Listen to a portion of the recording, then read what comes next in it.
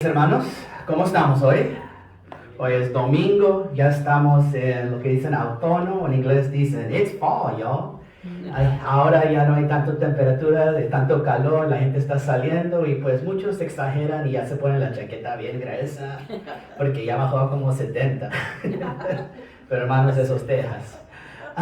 Lo que les quería dar hoy es algo interesante que muchas veces la iglesia siempre se enfoca en que hoy en día la gente es perezosa o ya no sale o ya no tiene compromiso con la iglesia o las cosas de Dios.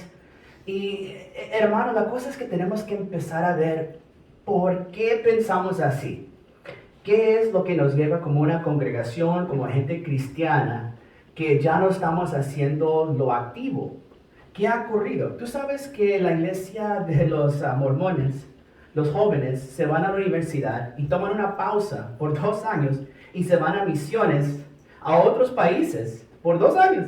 Y después se regresan y se casan casi inmediatamente y empiezan a tener hijos. Y si tú conoces amigos mormones, tienen como 5 o 6 hijos. ¿Por qué? Porque hay que multiplicar y crecer la fe. Lo interesante es que muchas iglesias hoy en día cristianas, esa es su manera de crecimiento, que creen que van a crecer porque pues la gente va a crecer, va a tener hijos y pues ahí va a crecer la congregación. Estamos hablando de que un proceso de 20 años, hermanos. Hoy les quiero hablar un poquito del postmodernismo y el ministerio en el siglo hoy en día de 21. Pues, ¿qué es postmodernismo? En inglés lo decimos postmodernism. Es lo que viene después del modernismo. Es una reacción contra el modernismo y las cosas establecidas.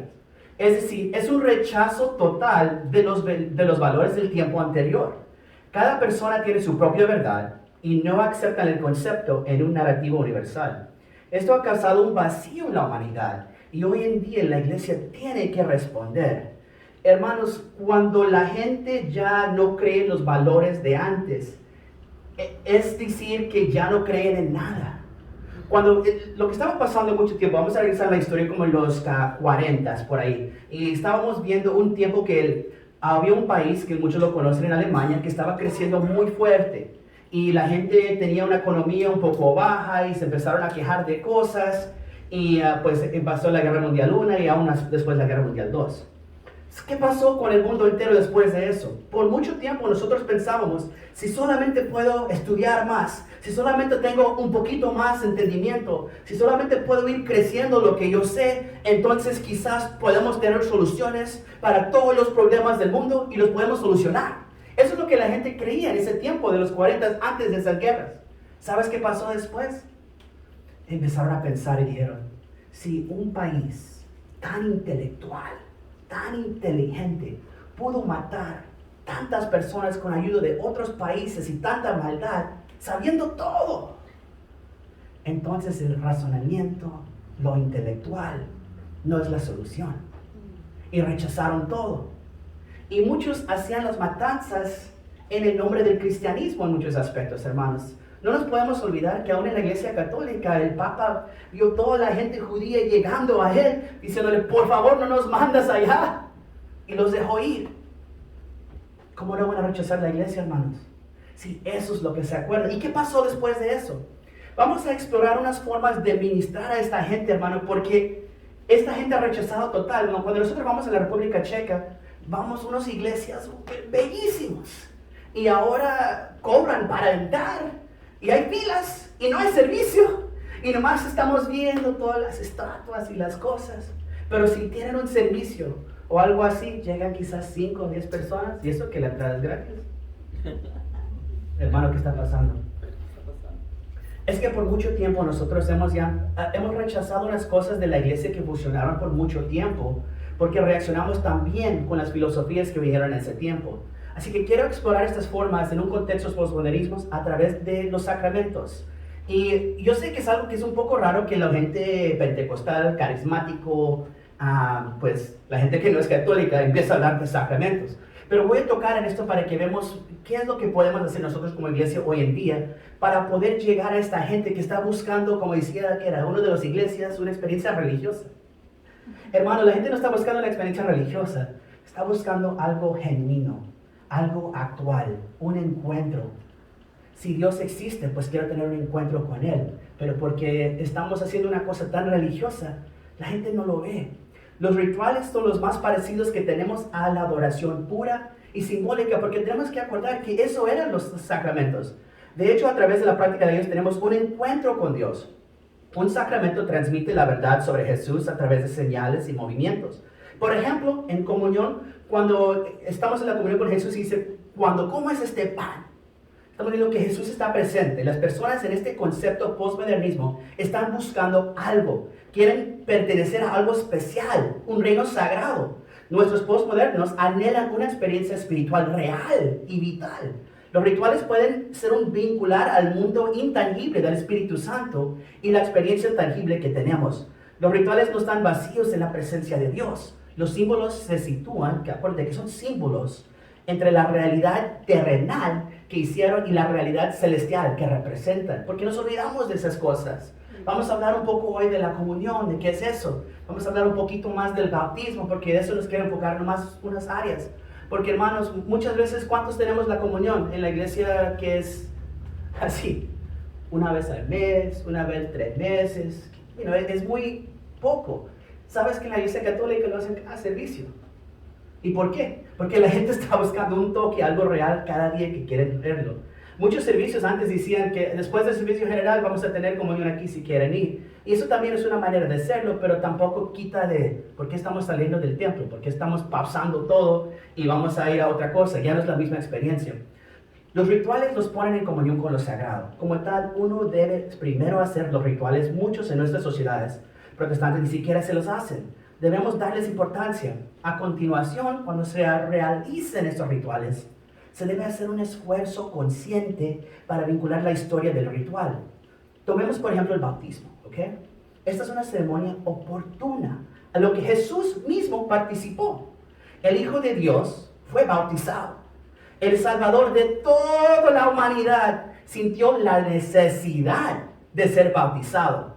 Y solo después de este ritual comenzó verdaderamente su ministerio, porque si te acuerdas, no había ni un milagro antes de este tiempo. Así que siendo Dios, siendo el Hijo de Dios, siendo Jesús, hermanos, no tenía ese poder del Espíritu Santo, no había ministrado.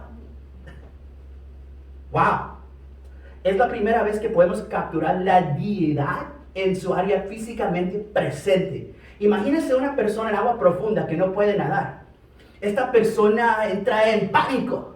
Agarran todo lo que está cerca porque se van a ahogar. Las personas que se entran a salvar la vida, los socorristas, es decir, esa gente, están entrenados para no nadar junto a ellos.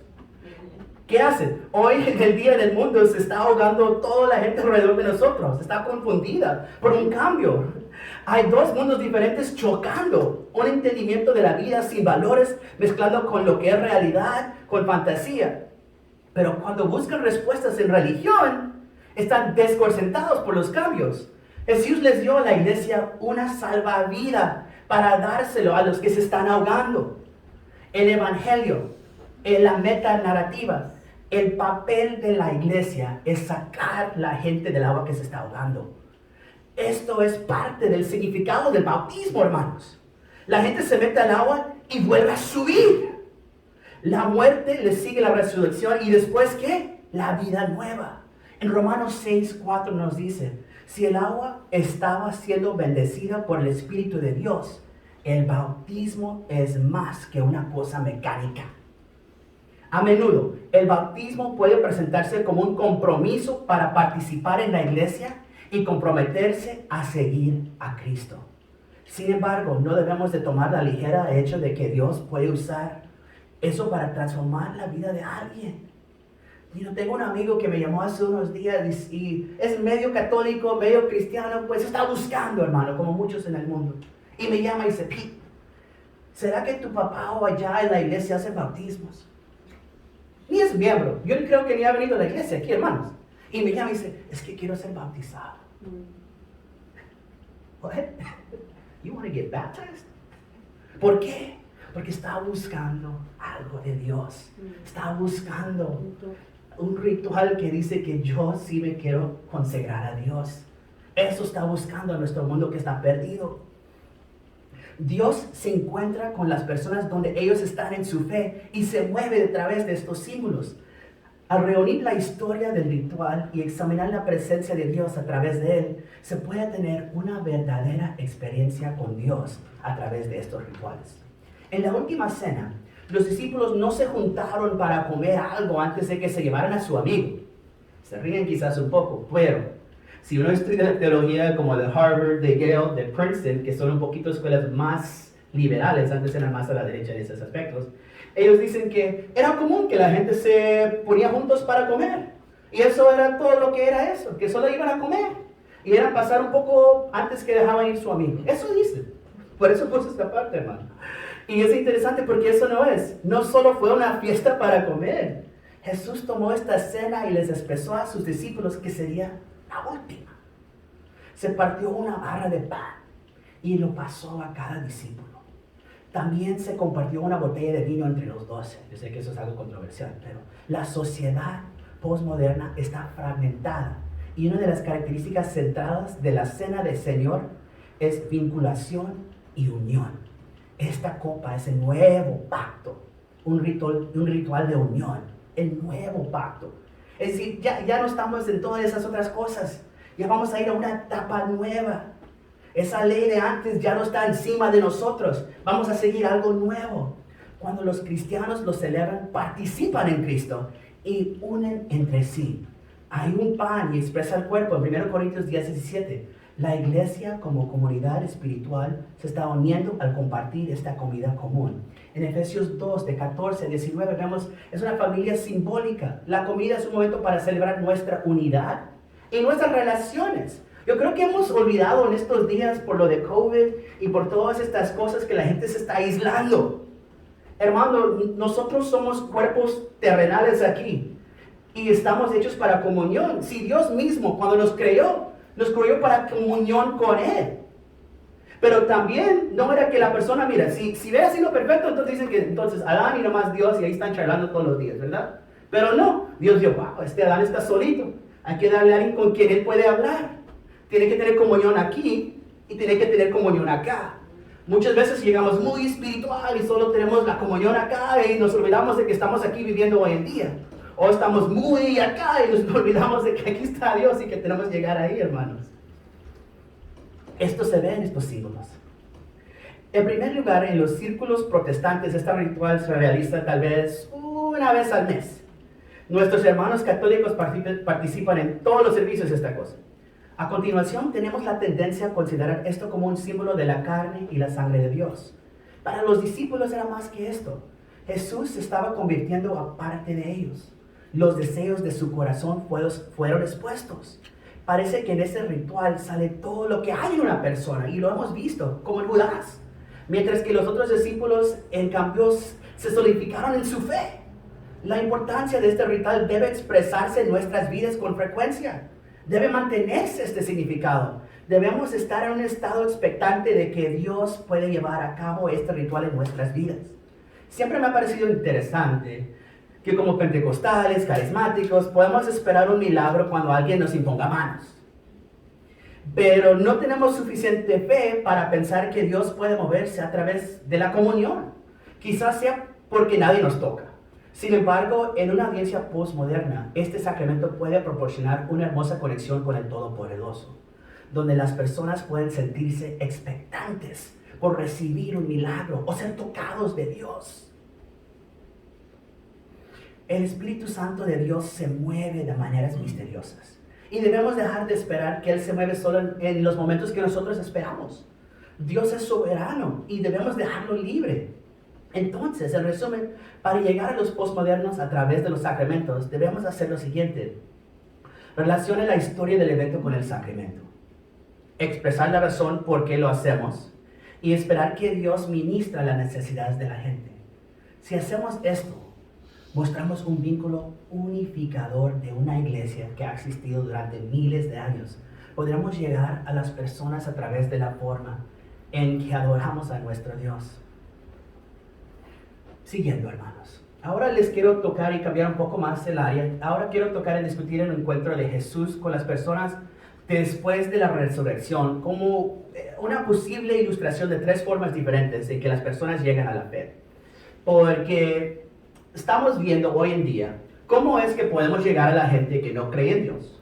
¿Cómo podemos llegar a la gente hoy que no cree que hay nada que es una verdad? No creen en la narrativa meta que dicen, es decir, no creen que la historia de la Biblia, no creen en nada, la verdad, no creen en nada. Y nomás ¿y cómo podemos llegar a esta gente?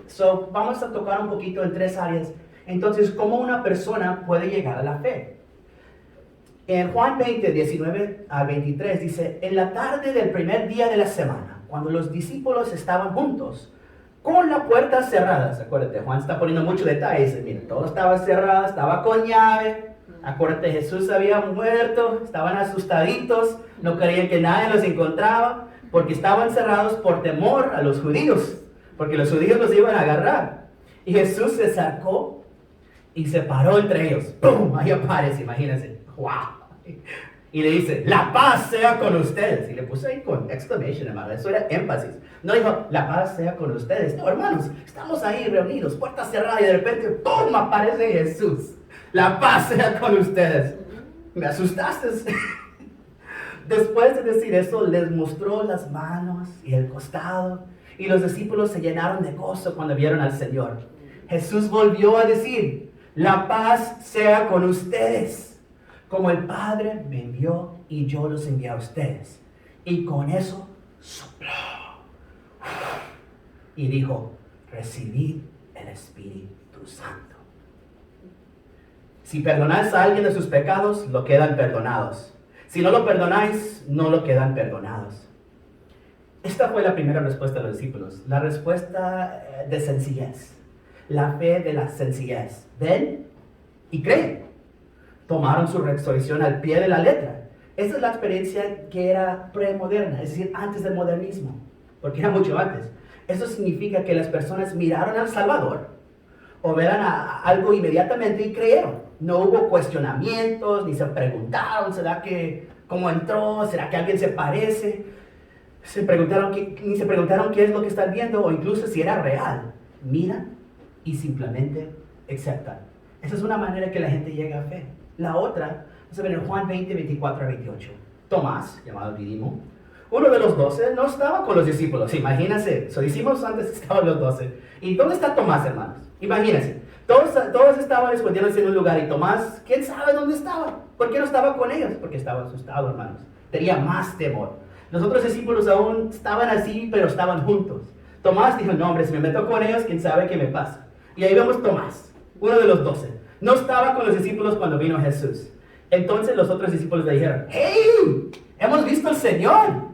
Pero él les dijo, a menos que vean las marcas de las uñas en sus manos y ponga mi dedo donde están esos y pongo mi mano en su costado, no lo creeré. Una semana pasa. En 26 dice, una semana después sus discípulos estaban nuevamente en la casa y Tomás estaba con ellos. Aunque las puertas estaban cerradas, vamos a ver de nuevo, puertas están cerradas. Dice, hermanos, cerradas, mira que está con llave todo. No hay manera de entrar. Jesús se acercó y se paró entre ellos y le dijo, la paz sea con ustedes. Entonces le dijo a Tomás, pon tu dedo aquí, mira mis manos. Extiende tu mano y mételo a mi costado. Deja de dudar y creer. Y Tomás le dijo, Señor mío y Dios mío. Este es el segundo tipo de respuesta. Pruébalo. Es una experiencia empírica. Esta es la respuesta moderna, de modernismo. No lo voy a creer. Necesitaba pruebas, razones, pruebas físicas. En la era de modernidad es cuando vimos el proceso científico. Vamos a poner lo que creemos que es. Vamos a decir que nosotros creemos que lo podemos hacer. Vamos a buscar observaciones y después vamos a sacar una conclusión y después ahí tenemos la verdad. Eso era la manera que llegaba la fe en el tiempo de moderna. En la era de la modernidad, todos los reclamos hechos por cualquiera prueba requerían más allá de una duda razonable. La verdad es que muchas personas se encuentran en esta brecha. Se escuchan historias y alguien que conocen que puede haber experimentado un milagro. Sin embargo, a menos de que lo experimenten por sí mismos, no es real. Mucha gente llega a la fe de esta manera. Y Dios se mueve en ellos. Pero bienaventurados los que no ven y sin embargo creen. En resumen, Dios te encuentra donde tú estás. Siempre que la persona busque a Dios con todo su corazón, Dios se dará a conocer de una forma u otra. Vamos a seguir. Juan 20, 29 a 31. Entonces Jesús les dijo, porque me has visto, has creído. Bienaventurados los que no vieron y creyeron. ¡Wow! Amén. Jesús hizo muchas otras señales milagrosas en presencia de sus discípulos, que no están registrados en este libro, pero estos están escritos para que puedas creer que Jesús es ¿quién? Que Jesús es el Cristo. ¿Que Jesús es quién? Que Jesús es el Hijo de Dios. Y que al creer puedes tener vida en su nombre. Este es el tercer tipo de respuesta. Jesús en este punto reconoce la fe de Tomás, pero está un poco decepcionado. Luego habla de un tercer tipo de fe. La fe encuentra la verdad que se encuentra en el mensaje. Están impulsados por la historia de Jesús. No necesitan ver primero para creer. Pasan de la historia a una experiencia del Jesús resucitado, sin que se haya resuelto todas las dudas o preguntas. Es decir, la fe está buscando el entendimiento.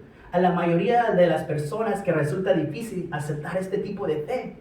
Al igual que la gracia costoso, también existe la fe costosa. La fe barata no requiere una decisión, no cambia una vida.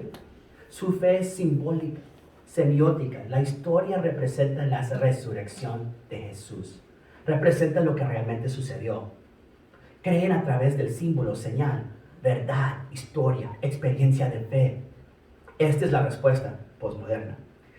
De las tres formas para venir a Cristo con fe, una cosa permanece igual. Y es el más importante. Y eso es que la gente está llegando a la fe. Es fácil ver algo y luego creer. Pero creer que hace una diferencia en tu vida aún, eso requiere fe. Como tal, si estás cuestionando todo, es probable que sepa mucho sobre cosas que no son ciertas y puede ser difícil reconocer la verdad cuando lo encuentran. Sin embargo, a medida que continúa la búsqueda, se encontrará con la verdad y se necesita fe para creer. Tú sabes que Jesús tenía problemas con los religiosos. Tenía problemas con la gente que era legalista.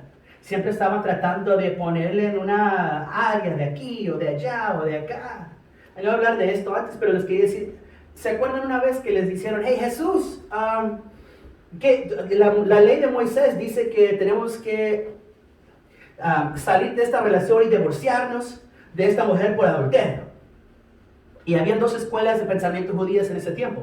Una decía que entonces te puedes salir por adulterio y el hombre lo da y la mujer lo recibe y dice, ok, aquí está la cosa, ya están divorciados. Y la otra escuela decía que solamente por el adulterio se podían divorciar. Y eso era algo interesante porque Jesús sabía que había dos escuelas, una un poco más liberal, una más conservadora en ese aspecto. Aún en esos días había gente más a la izquierda, gente más a la derecha. Y Jesús cuando le respondió, no les estaba hablando de lo que le habían preguntado, porque le regresó a la escritura y les dijo que, mira, Moisés no dice que te tienes que decir, no es un command, no te estoy mandando. Dijo, es permitido que pudieras hacer eso. Y dijo, y lo hicimos porque el hombre está caído, y el hombre está con dolor, y el hombre está en un estado en pecado, y por esa razón Dios le dijo, pues mira, si te tienes que salir es esto, pero estás preguntando la pregunta equivocada, porque de verdad tienes que enfocarte en que Jesús puso esta unión para trabajar juntos uno al otro, para crecerse la fe de ti y para crecer la familia en estos aspectos. Porque para muchos, acuérdate, en la iglesia católica también, y en la iglesia antigua, casarse era un ritual, era un sacramento también. Y lo estoy tocando solamente porque, hermanos, siempre estamos buscando la excusa o la razón para justificar nuestras acciones. Pero la verdad es que, ¿dónde está nuestro corazón? ¿Dónde está nuestro enfoque? Porque debe de estar en, pues, ¿qué quieres tú de mí, Dios? ¿Qué es lo que tú quieres que yo haga? Y debemos ver el propósito original de Él. Y eso debe de ser la manera de llegar a todas las cosas en nuestras vidas. En la última mentalidad del posmodernismo es donde se encuentra la mayor parte de nuestra sociedad. La gente busca cosas a que pueden pertenecer también. Busca significado en las cosas más raras. Imagínense, hoy lo vemos en día, la gente busca una cristal y dice, esto tiene poder. Pero cuando leen la Biblia o sienten esto de Dios, dicen, ¿será que eso tiene algo? Ay, hermano, tú tienes más fe en un cristal que en la palabra de Dios o en las estrellas del cielo que están marcadas. Tú sabes algo interesante. Nosotros le ponemos mucho significado que tú naciste en este tiempo y tú eres esto y tú eres esto y tú eres esto. Hermano, nosotros estamos aquí en la tierra, ¿verdad? Es la tercera piedra del sol. El sol tiene como 8, 9, 10, tiene planetas que van alrededor de él. Tú sabes que cada estrella tiene sus propios planetas que van alrededor de ellos. Y están así, aunque se parece como que están allá, es por lo menos el tamaño de nuestro sol, hay unos más grandes, unos más chiquitos, pero tiene planetas que van alrededor. ¿Por qué lo digo? Porque es un sistema solar de sí mismo, como el nuestro. Tú sabes que nosotros ni hemos salido del nuestro. No tiene nada de significado para ti acá. Este es un sistema cerrado por el momento, hermanos. Y siempre nos olvidamos de eso, buscar el más allá y no buscamos lo que está enfrente de nosotros. Sin embargo, Dios ve esto y les ofrece símbolos y significados para que se acercan y se ejercen su fe en la vida. Se supone que la predicación despierta la imaginación de las personas que trabajan a través de imágenes y metáforas. Los premodernos y los postmodernos llegan a los sistemas de creencias a través de la narración de historias y así es como aprenden. Aunque pueden trabajar con diferentes antecedentes, el postmoderno está dispuesto a examinar los sistemas de creencias para ver dónde están adecuados para ellos. Están abiertos a la espiritualidad y quieren experimentar un verdadero encuentro. Mucha gente rechaza esto. Cuando nosotros vamos a la República Checa y hablamos con la gente allá, ese país es 90% ateo. Así que ni estamos hablando del sacrificio que hizo Jesús para con ellos. Estamos hablando de, ¿será que Dios existe? Y si Dios existe, ¿será que tiene un propósito conmigo? Es otra manera que aún tenemos que regresar. Quiero hablar de la encarnación, porque eso es lo que vemos. Si Jesús no es Dios, no te puede salvar. Si el Espíritu no se hizo carne, entonces no te puede salvar. Si Jesús es alguien que fue creado, que no existió antes, no te puede salvar. Hermanos, todas estas cosas se pelearon en la fe por miles de años para mostrar que Jesús, el Espíritu Santo, el Padre es el mismo nivel y está hecho de la misma cosa. Y eso es la Trinidad en lo que nosotros creemos. Pero eso no era algo que se estableció así rapidito, hermanos. Sabes que también la gente estaba teniendo experiencias sobrenaturales. Habían milagros, habían cosas pasando. Y la iglesia se asustó porque diciendo, hombre, vamos todos estos milagros y todas estas cosas bonitas. Pero la gente ya ni sabe qué creer, ya no sabe qué pensar. Y en ese momento dijeron, ¡pum! Vamos a parar esto, vamos a poner estructura y vamos a estar así. Y lo triste es que lo hicieron, quitaron el poder de la iglesia. Hermano, eso pasó. Y tú ves hoy en día, mira, hermanos, cuando vemos la historia de Estados Unidos y cuando vemos llegando los Pilgrims y llegaron acá buscando libertad de la fe, ¿sabes qué más pasó? Habían tantas manifestaciones del Espíritu Santo en varios lugares, hermanos. Y era impresionante esta gente que empezó a hacer estas cosas. Pero también llegó un tiempo que quería, ay, no, ya es muy espiritual, tenemos que ponerlo más así. Y ¡boom! Y las dominaciones decimos, vamos a, Dios, esos milagros eran para allá y ya no están para hoy en día. Y vamos a nomás enfocarnos en la palabra, pero yo sé que hay cosas poderosas, pero vamos a hablar de ello. No vamos a vivirlo. Eso mató a la iglesia, hermano. Eso estamos hoy en día. Y sigue pasando. Y por eso dice, la gente hoy en día no quiere tus reglas, no quiere tus mandamientos. Quieren una experiencia real con Dios, una relación con el Creador de todo el universo. Ellos quieren ver algo sobrenatural y lo quieren sentir en su vida. No me importa lo que estás haciendo en tus creencias aquí. ¿Dónde está tu experiencia y tu relación con Dios? Porque eso es lo más importante. Porque si tú tienes esa relación con Él y te enfoques ahí, Él te guía a la palabra y te guía a sus mandamientos. Y de esa manera se balancea tu fe. Kenosis, Filipenses 2, no considera la igualdad con Dios como algo a lo que aferrarse, sino que se convirtió en nada. No se despojó, no se vació de su divinidad. So, Kenosis, estamos hablando de que Dios, porque era algo controversial, ¿cómo ser Dios el Creador Jesús? Y no hizo milagros. Y entonces, ¿será que es mitad humano, es mitad Dios? No, hermano, era todo Dios y todo humano. Y lo están describiendo de esta manera, que no se vació de su divinidad, pero dejó a un lado el ejercicio de su poder divino. Se humilló a sí mismo. El vacío de Jesús es la actitud que deberíamos tener. Necesitamos vaciarnos de nuestra cultura. los costumbres que tenemos, las preferencias, la seguridad, para revelar el corazón de Dios a través de la generosidad. La kenosis como concepto en el ministerio contextualizado puede ser fácil de ver.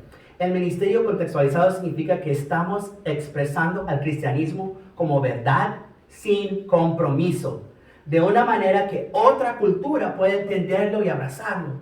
Imagínense lo que estaba pasando en las colonias cuando era la gente indígena aquí en Estados, y todos vestidos así de traje, y vamos a los servicios, y ahí llegan todos los indios, pues vamos, Cristo les quiere, vamos a la iglesia, y llegan ahí sin ropa, todos desnudos, y hey man, estamos en la iglesia, tienes que vestirte bien. ¿Cómo vas a poner nuestras costumbres a ellos?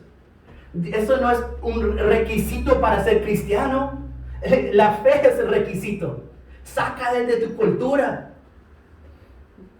No estamos tratando de imponernos a la cultura. Queremos que la cultura esté abierta a entender al cristianismo y abrazarlo como propio. La cultura occidental es diferente que la oriental. América Latina es un mundo diferente que África, o incluso Europa o América del Norte. No estamos aquí para condenar la cultura. Nos tenemos que expresar como el Salvador de la humanidad. Cristo es el Salvador. Y debemos de derivar cualquier barrera para permitir que esto suceda. Salir de nuestra zona de confort, de comodidad, debe ser una tarea diaria y estar abierto a nuevas formas de hacer las cosas. La gente está ahí con menos recursos económicos, pero esto no los hace inferiores. Y esto es el problema de muchos que tratan de ministrar a diferentes culturas. Llegan como el Salvador ellos mismos a ellos. Les vamos a salvar a ustedes y vamos a hacer esto. No, el que los salva es Cristo. El que los saca de donde están es Cristo. Y no significa solamente un cambio económico, porque lo han mezclado muchísimo. Porque todavía hoy en día hay muchas denominaciones que predican que darle 50 a Dios y Dios te da 100. Hermano, no estamos diciendo eso. Estamos diciendo, darle tu vida a Dios. Y quizás las cosas se ponen difíciles. Pero ¿sabes qué? Dios te saca de esto. Y vas a seguir. Hermano, si tú estás vivo hoy en día, en la pandemia, en el momento más matanza de este mundo, Dios te tiene aquí. Dios te ha salvado y tú tienes un propósito. Hermanos, amén. You're alive. ¿Cuántos han muerto? Todos conocemos a alguien que ha morido en este tiempo, hermano. Todos hemos perdido a alguien. Pero nosotros estamos aquí. Y si Dios te tiene aquí, ¿qué es tu propósito? What's the point of you being here? ¿Qué es el punto? Encarnación, Filipenses 2. Y también Juan 1:14. El verbo, como cantamos hoy en la iglesia, se hizo carne. Eugene Peterson dice, Dios se hizo de carne y hueso y se mudó a nuestro vecindario. Es decir, Él se puso la ropa del barrio nuestro para estar con nosotros. Se metió en la situación humana, existencia de carne y sangre que le damos al Evangelio, mientras nos vaciamos y nos convertimos en testigos. En esto se nos pide que lo demos todo, que depositamos todo. Al hacer esto podemos llegar a ser menos para que Él pueda llegar a ser más. La encarnación es un símbolo de Dios hecho carne. Él comprende de dónde venimos. Él sabe lo que significa ser tentado. Dios comprende a la humanidad mejor de lo que ella se comprende a sí misma. Sirve como un ejemplo de superación y lucha por vivir una vida santa. Como tales, ambos principios deben estar presentes cuando intentamos llegar más allá de nosotros, de estar vacíos y dejarnos llenar de Él. Esto es la respuesta de Dios, espera la humanidad. Y si podemos expresar esto, cualquier cultura, Dios los llenará su presencia y transformará vidas. Debemos presentar un testimonio positivo del Evangelio, de que la gente puede entender y ver a Jesús, y debemos comprender la cultura en la que nos encontramos y su filosofía para ser efectivos. Ok. Entonces, ¿cómo está el mundo hoy? ¿A quién les estamos ministrando? Yo sé que ha sido mucho tiempo que muchos aquí han estado en la secundaria, cuando nosotros hicimos la high school. Para mí también, ya 20 años. Hay muchos más que han sido más años. Y otros que quizás aún más años. ¿Qué es esta generación que está aquí hoy en día? ¿Qué son los postmodernismos? ¿Quiénes son la generación X? Tú sabes que muchos dicen que la X es como de los 60, o sea, como el 80, y de los 80 empiezan los millennials. Pero hermano, algo interesante de lo que dice la generación X es que no se trata de fechas, sino que como más una filosofía, porque esa es la generación más abortada en la historia de Estados Unidos. ¿Por qué? ¿Qué estaba pasando en los 60 aquí en este país? ¿De acuerdo? Woodstock. Movimiento hip. Hippies. Amor libre, man. Sí. ¿Qué pasó? Amor libre llega a tener embarazos libres, man. ¿Y qué pasó después de eso? Nos abortaron, hermanos. O los tenían y los rechazaron. No sé cuál es mejor. Los dos pasan igual de experiencias difíciles. Pero es triste. Tú sabes que millones de su generación nunca llegaron a este mundo por ser abortados. El divorcio de los padres ha golpeado más a esta generación que a cualquier otra generación en Estados Unidos. La mitad de los niños divorciados recuerdan sentirse incómodos en sus familias nuevas y reconstruidas. Ninguna otra generación estadounidense ha crecido en familias tan mezcladas. Ninguna otra generación de niños ha sido testigo de un aumento tan dramático de la insatisfacción doméstica en esta generación. Significa que cuando también era la generación que tenía más niños, en inglés dicen latchkey, que se duplicó en esta generación. ¿Qué significa latchkey? Significa que mamá y papá están tan ocupados, están trabajando aquí en el trabajo. Uno llega quizás a las 5, otro quizás llega a las 7 o a las 8, o si llega. Y el niño llega de las 3 o las 2:30 o la 1 y está en la casa sola por 4 horas. Así que él tiene que llegar a la casa, abrir la puerta, agarrar su cereal y ponerse a ver la caricatura o algo. ¿Y quién lo está alimentando? La tele. Los adolescentes de la generación X se suicidaron con mayor frecuencia desde la generación perdida. Muchos hablan de la generación perdida de antes y hermanos, esta gente se mató más. La década de los 70 trajo una fuerte declive económica en la suerte de los niños. Las descripciones de la generación X a menudo incluyen las sombras circunstancias que han experimentado. Los boomers, que son la generación que ya, si tienen como de 60 años, los boomers eran amantes libres también. Regresaron a la naturaleza, experimentaron con drogas, la muerte fue un tema de discusión. Y los Xers, pobres, heredaron la SIDA, querían salvar la naturaleza. Si tú ves una película hoy en día, hermanos, que si es de destrucción del mundo o la ciencia de ficción, que esto se va a acabar, la mayoría de la película, poquito por poquito, te está diciendo, esto está pasando porque estás destruyendo tu medio ambiente. Esto está pasando porque tú manejas un carro de gasolina. Esto está pasando porque tú estás tirando mucha basura. Y se están enfocando en salvar la naturaleza y están perdiendo su propia vida. Eran adictos al crack, a la metanfetamina, amor. Es que no sabes cuánta gente está en esa adicción, que tenían algo, le cortaban algo, esto así, le llegan al hospital y le dan esa droga. Y después ellos ya no pueden estar sin esa droga.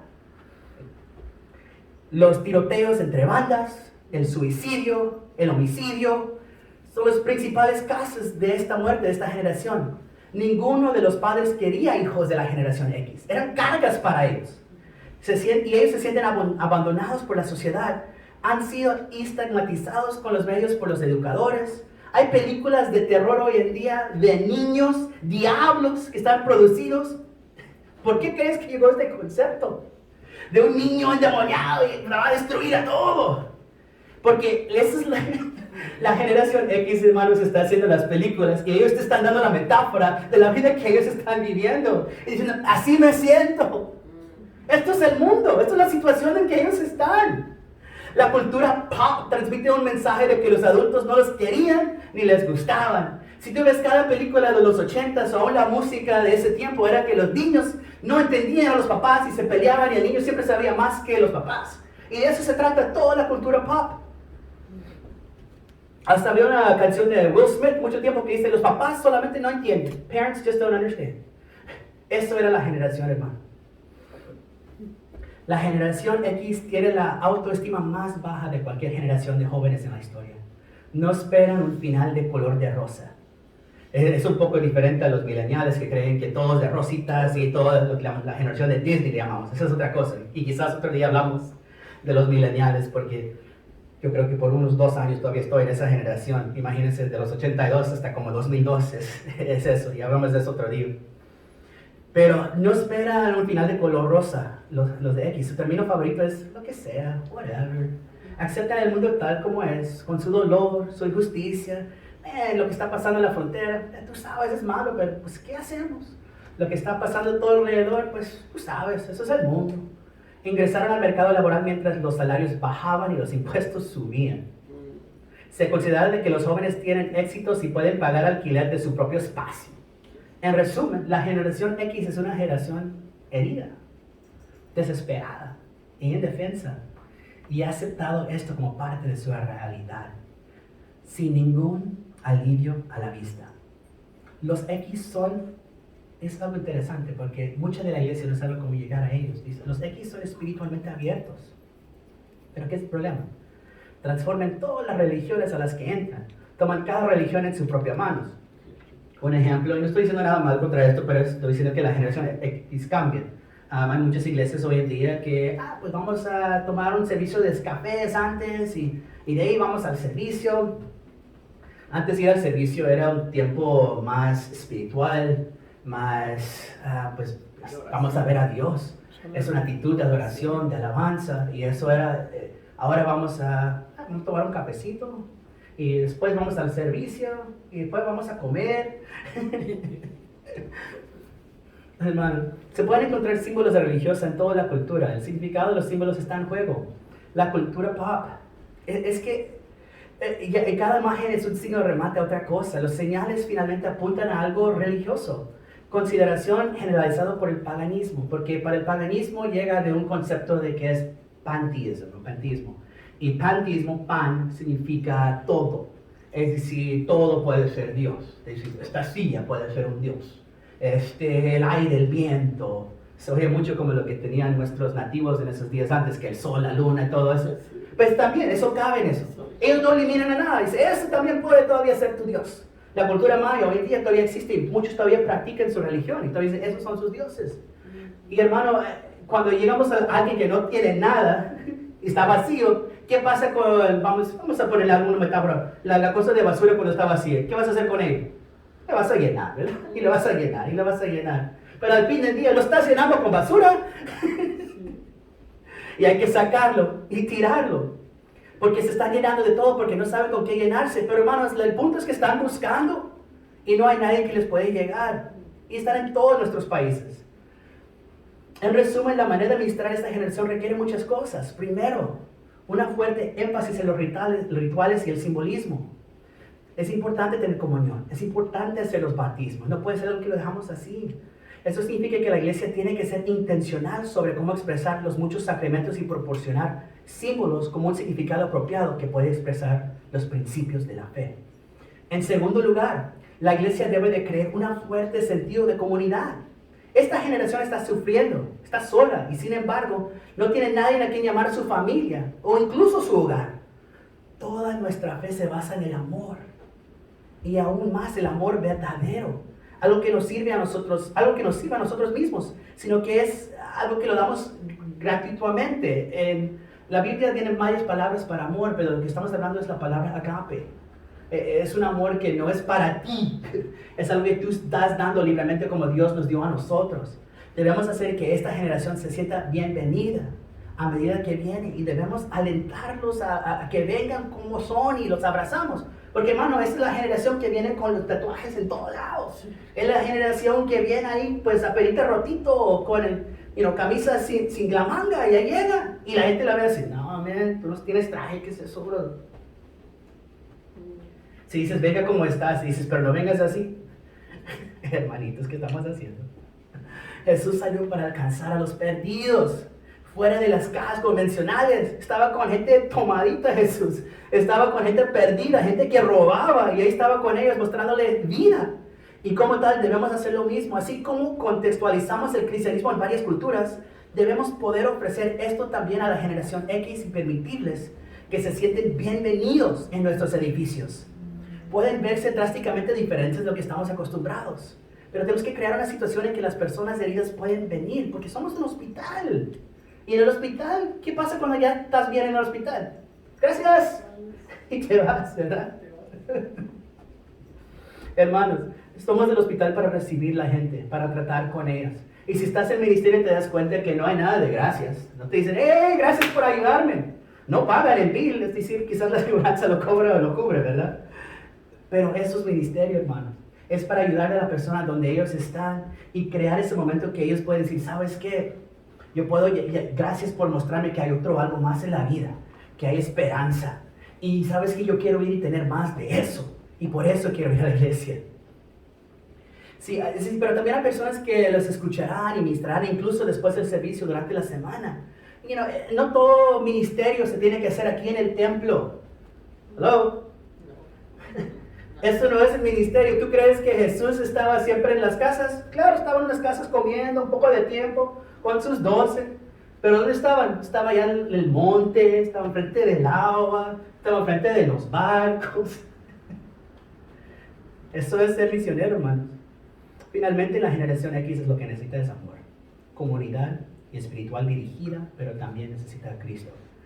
Él es el ejemplo más grande de todas las cosas que están buscando. Así como tenemos 4 evangelios que nos pintan una faceta del cristianismo, debemos encontrar una manera de presentarlos a Cristo, de una manera que entienden las historias y la verdadera experiencia que Dios tiene para ellos y sus vidas.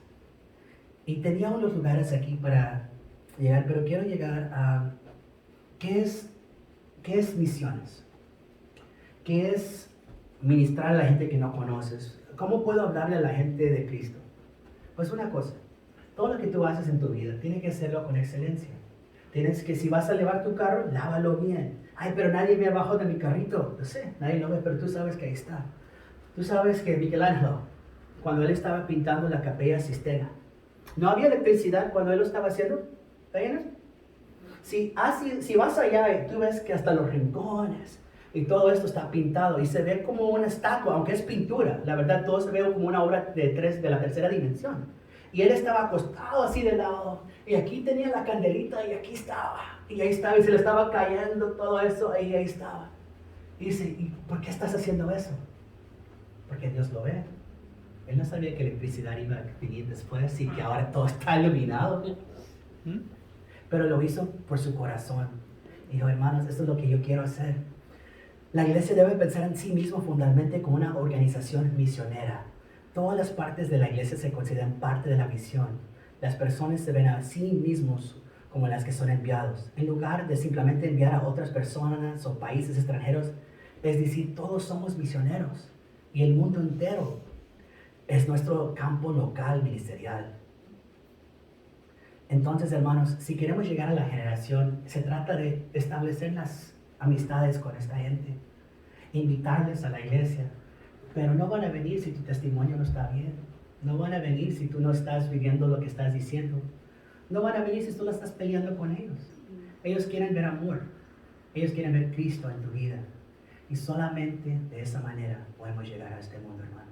Muchísimas gracias. Pónganse de pie y vamos a hablar.